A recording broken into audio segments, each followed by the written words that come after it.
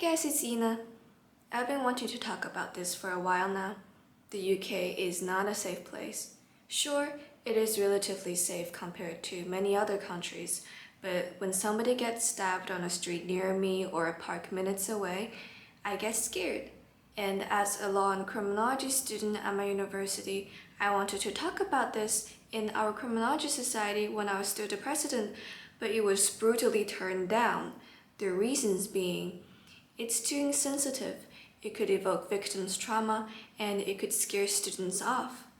But I just still can't get over this. How can people stay so ignorant to the tragedies that are actually happening around us, but care or pretend to care about the things that are so irrelevant and unrelated to our daily lives, while also making absolute no change to anything that they are unhappy about? My concern was first caused by two stabbing cases in my city, which happened months ago, both in March. The first stabbing happened on the street where I live.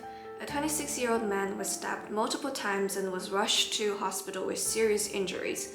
A 17-year-old boy and an 18-year-old man were charged with attempted murder and possession of an offensive weapon. The second stabbing took place at a park minutes away from my place. A man of ethnic minority origin died as a result. 3 suspects were arrested, but the police still don't know who the real perpetrator was. And this scares me. Knife crimes, robberies, incidents of international students getting attacked happen all over the UK. I'll say my experience in Sheffield has been relatively safe, thank God, but I've heard many friends who had terrible things happening to them.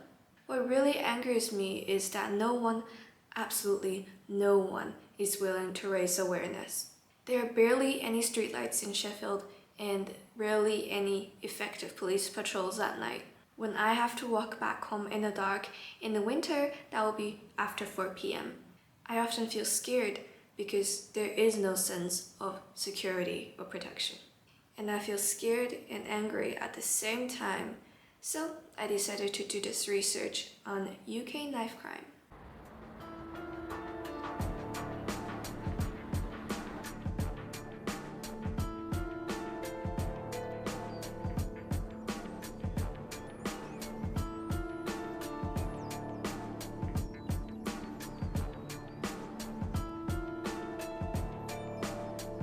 As to the definition, knife crime includes offenses involving the use of a knife, which has a very wide range, including robbery, serious violence, sexual assault, etc.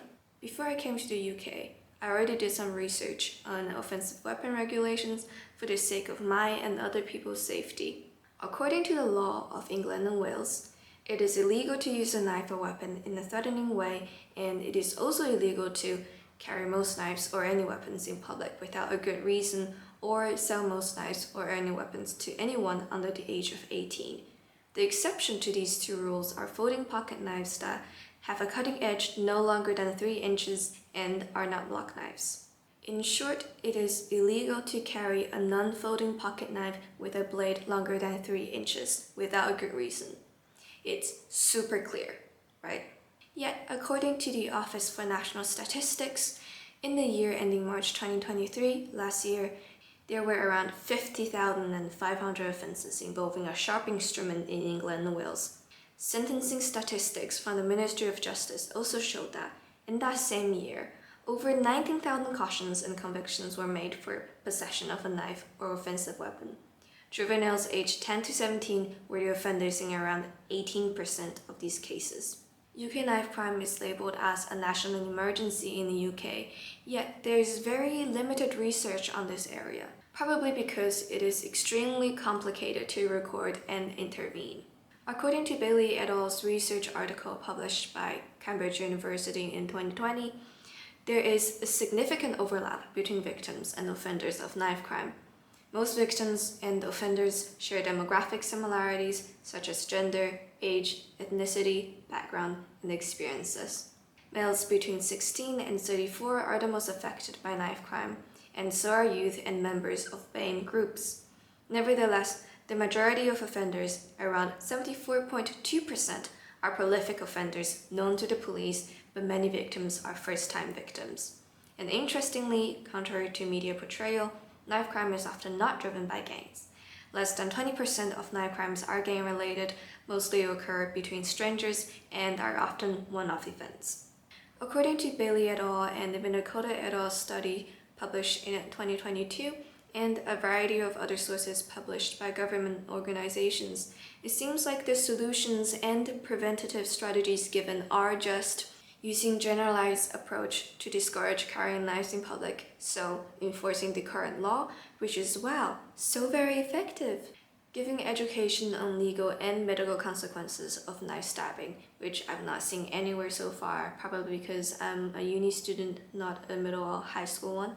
Focusing on preventative measures with known offenders, and developing factors such as good social skills, academic achievement, strong parental bond, positive peer groups, and community involvement to reduce youth violence, which sounds like a very pretty promise, but really just vaguely push that blame to society, as if these things are easily achievable.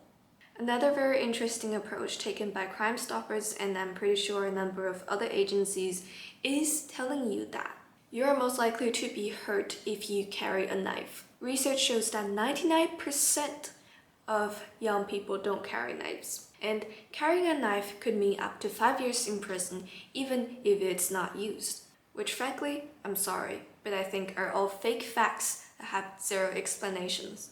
First of all, if these are real, the statistics on knife crime wouldn't be so crazy. Unlike the previous ones I've shown you, this article has zero reference, zero evidence, zero proof. And secondly, given knife crime is happening everywhere, this article does not give any explanation to kids as to why they can't defend themselves, or most importantly, why they shouldn't commit a crime. Instead, it states here that self-defense or self-protection are not valid reasons for carrying a knife or offensive weapon.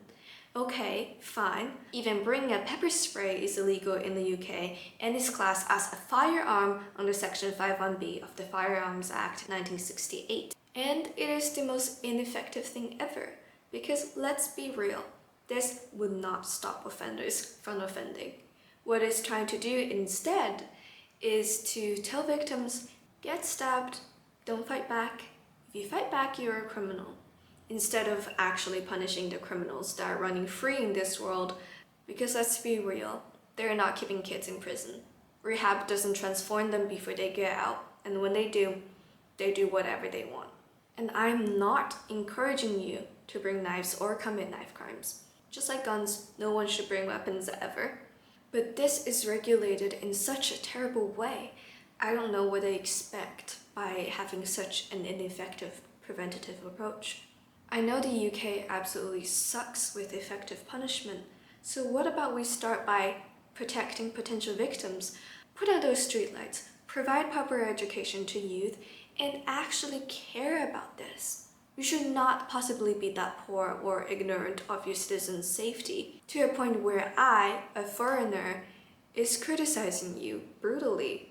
I could literally be an idiot who doesn't know anything. I don't know. It's a topic that I could keep on talking about forever, but also have nothing left to talk about, apart from feeling that anger is still within me. Stay safe, be a good person, don't stab and don't get stabbed. Bye bye.